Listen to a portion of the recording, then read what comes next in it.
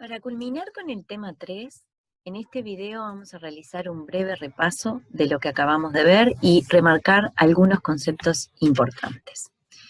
Nosotros recordemos que empezamos a trabajar con una serie de modelos de negociación, a los efectos de ver qué papel cumplen las instituciones en el poder de negociación de cada agente. En este caso eran solo dos: Ángela, que era la propietaria de la fuerza de trabajo, y Bruno, que era el propietario de la tierra. Lo importante de visualizar acá, y acá tenemos la tabla de resumen de resultados, es que obviamente hay restricciones tecnológicas que a lo largo de cualquier modelo son las mismas porque la función de producción y la tecnología no cambian, y hay restricciones biológicas que refieren a que Ángela siga viva. Y más allá de eso, siempre hay un espacio donde si hay lo que se llama beneficios del intercambio, es decir, posibles ganancias de eficiencia, donde ambos pueden ganar, hay un incentivo a que ambos realicen acuerdos que los lleven a otra asignación posible en relación a la que tenían antes. A su vez, en eso siempre influye el poder de negociación, que tiene mucha relación con las instituciones. Recordemos nomás que vimos dos casos extremos: el caso en el que Ángela es una productora autosuficiente y el caso en el que Bruno tiene todo el poder, es decir, es como un modelo del dictador.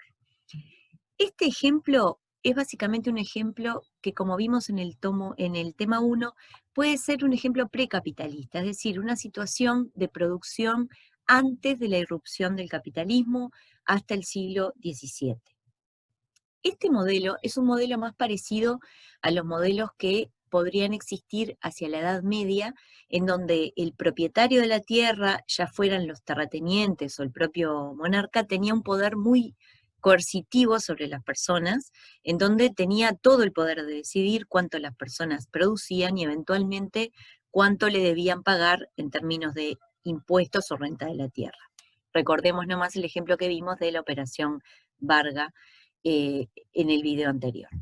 Entonces, luego de estos dos casos extremos, lo que también vimos en el tema 1 es que a medida que empezó a crecer el producto per cápita, también empezaron a aparecer demandas de derechos y situaciones donde las personas entendían que había asignaciones injustas que se estaban generando porque, por ejemplo, los trabajadores aportaban gran parte del valor agregado y del crecimiento del producto, más allá de que obviamente la tecnología tuvo un papel fundamental.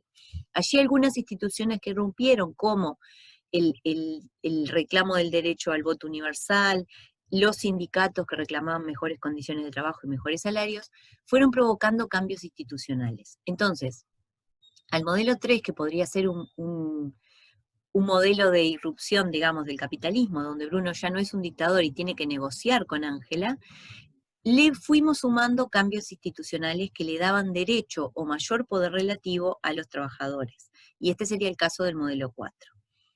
Luego, siempre si el modelo 4 tiene situaciones donde hay ineficiencias en términos de Pareto y hay espacios para que en una negociación ambos mejoren, podríamos llegar a algo parecido al modelo 5. Entonces, lo que tenemos que recordar es que siempre vamos a tener un esquema que lo vamos a ver más gráficamente posible acá, en donde la biología y la tecnología van a determinar lo que es técnicamente factible. Porque hay cosas que obviamente, si la tecnología no lo permite, no puedo acceder a ellas, o sea, están fuera del potencial productivo. Lo mismo que si la agricultora se me muere, no tengo fuerza de trabajo para producir.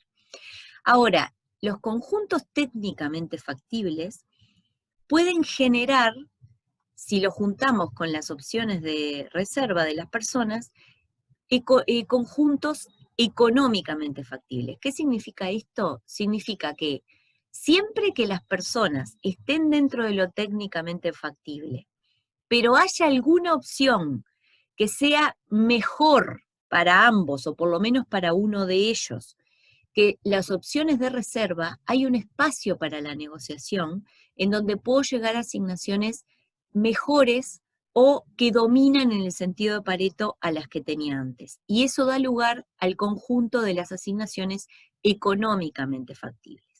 Era lo que veíamos cuando aparecía la curva de reserva de Ángela por encima de la restricción biológica. Acá también lo otro que fue bien importante de lo que vimos es que el poder de negociación depende básicamente de dos cosas. Depende de las dotaciones iniciales de las personas, es decir, la riqueza inicial. Bruno es el propietario de la tierra y Ángela es la propietaria de su fuerza de trabajo. Y eso enmarca una desigualdad, digamos, del inicio, y por tanto eso es importante. Ahora también estas dotaciones iniciales pueden verse alteradas por las instituciones vigentes. ¿Y esto qué quiere decir? Que el poder de negociación de cada parte depende básicamente de las dotaciones iniciales, pero también de las instituciones y los modelos de instituciones vigentes. No es el mismo poder que tiene Ángela en el modelo en que logra la ley para trabajar 4 horas con un salario mínimo, que en el modelo en que Bruno tiene todo el poder y ella es esclava. Entonces las instituciones importan. Acá también recordemos que lo importante de entender que el poder de negociación puede cambiar con las instituciones no quiere decir que el poder de negociación se altere totalmente y Ángela en algún momento tenga el mayor poder que antes. Por lo menos hasta el modelo 3, Ángela iba obteniendo mayor poder de negociación, pero no tenía más poder de negociación que Bruno, porque la propiedad privada se respeta en las economías capitalistas, y si Bruno no la deja producir en su tierra, pues Ángela no puede producir. Entonces, este también es un concepto importante que tenemos que recordar. Y por tanto, todas las asignaciones, tanto el tamaño de la torta como cuánto se queda cada uno, siempre dependen de estos factores que acabamos de ver, del conjunto técnicamente factible y a su vez de las opciones económicamente viables o factibles.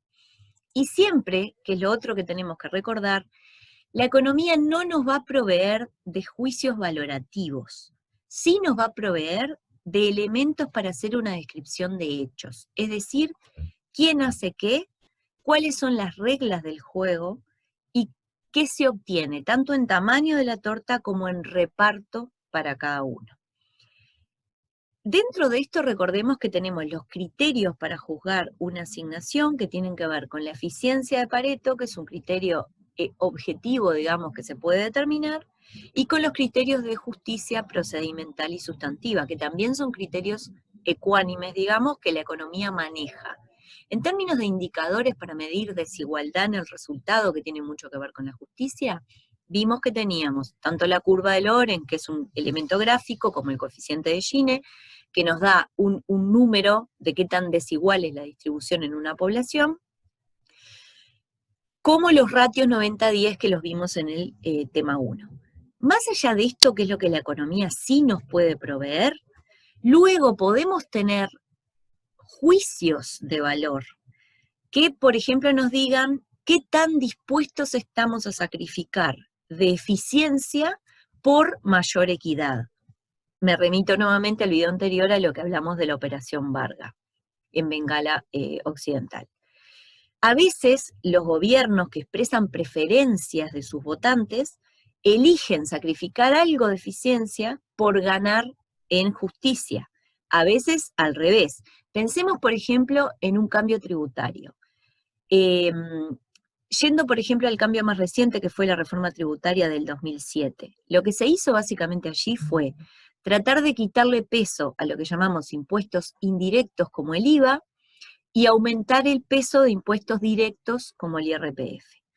¿En qué se basa esto? El sistema tributario siempre tiene lo que llamamos un trade-off. ¿Esto qué quiere decir? Un intercambio entre la eficiencia y la equidad. Sabemos que los impuestos indirectos como el IVA son mucho más eficientes, porque entre otras cosas son fáciles de recaudar. Los impuestos directos, por el contrario, son menos eficientes, pero son más justos porque eventualmente se basan en el criterio de que cada persona paga en función de sus ingresos.